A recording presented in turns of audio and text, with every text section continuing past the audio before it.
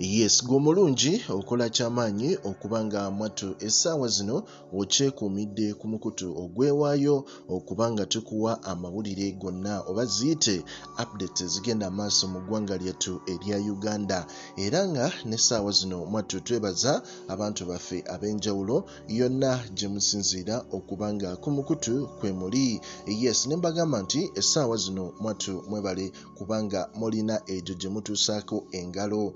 Olw'ensonga nti essaawa zino abantu abali mu ggwanga erya Uganda embeera ate bo gye balimu ya bunkenke olw'ebintu eby'ebbeeyi ate ebikyagendera ddala mu maaso mu ggwanga lino.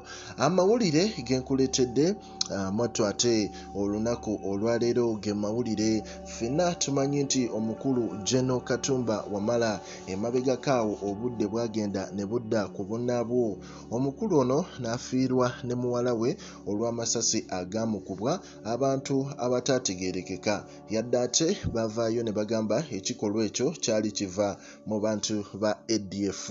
Naye ate mu mbeera eyo Gen. Katumba Wamala okuva olwo ate mwattu ne bamussa ebitiibwa ne bamuteeka mu Transport and Works Gen. Omulamba. Ate mu mbeera eyo omukulu ono ffenna tumanyi nti y'omu ku bajeno Abaganda abaali basigadde mu magye, bajeno abakyasinze okuba ab'omutawaana omwereere nga be bakwatiridde naddala Buganda Kingdom okuba representinga naddala mu kifo ekyo eky'amagye. Naye ate mwattu ate omukulu ono Gen. Katumba Wamala bazze bamutemako ebiwawaatiro bye olw'ensonga nti tebaagala muntu yenna ayinza kuba na bitiibwa ng'ate ava wano mu Central ayinza okuleetera ddala obuzibu. Era mu mbeera eyo omukulu Gen. Katumba Wamala aludde okubanga alabikako mu public. Naye ate amawulire agajja gazuuka emabegakaawo abamu baali bagamba nti omukulu ono yandibanga yaweebwa obutwa, abamu ne bagamba nti omukulu ono embeera gy'alimu erabika si nnungi.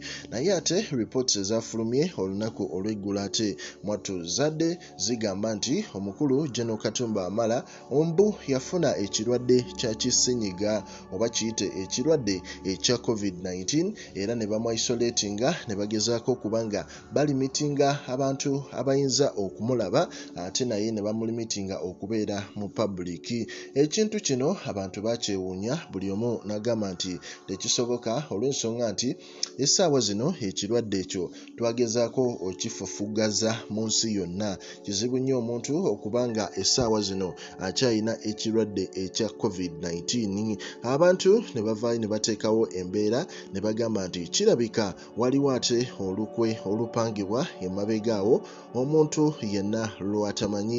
Ffenna tumanyi nti essaawa zino mwattu ate woba walina ku bitiibwa ng'ate mwattu ate si gwe ava sayidi zeeri mu bantu beeri Abanyarwanda abo bwe batyo abantu abava mu West ate mwattu oyinza okwekanga ng'ate ofunye obuzibu. Tuzze tulaba ebintu bingi ebituuka naddala ku Baganda. Twalaba Bakaweesi Bakirumira, Sheikh Muzaata, abamu ku basajja empagi abaali balina ebigambo nga bo tebatya biduduma nga boogerera ddala. Tuzze tulaba ebibatuukako naye ate mu Buganda twali twasigazaayo omukulu ono Gen. Katumba Wamala. Naye ate ye nga ye naye mwattu ate twagenda okulaba nga abaagala okumutta ate be bangi olw'ensonga nti amasasi gaamukubwa naye yasobola okusimatuka ate muwala we ye teyalutonda. So bingi ebikyagendera ddala mu maaso behind the scenes naye nga ffe ku Pregen Media twewaayo okubanga tujja kuwa buli bwino buli update anaaba agenda mu maaso. Era nga abantu ab'enjawulo bagamba ekya COVID-19 bagezeeko okuva okukyesonyiwa okyekwasa okubanga bakiteeka ku Gen. Katumba Wamala. Batugambe ekituufu ekiri ku ground. Likinga, commentinga mwattu era osubscribinge.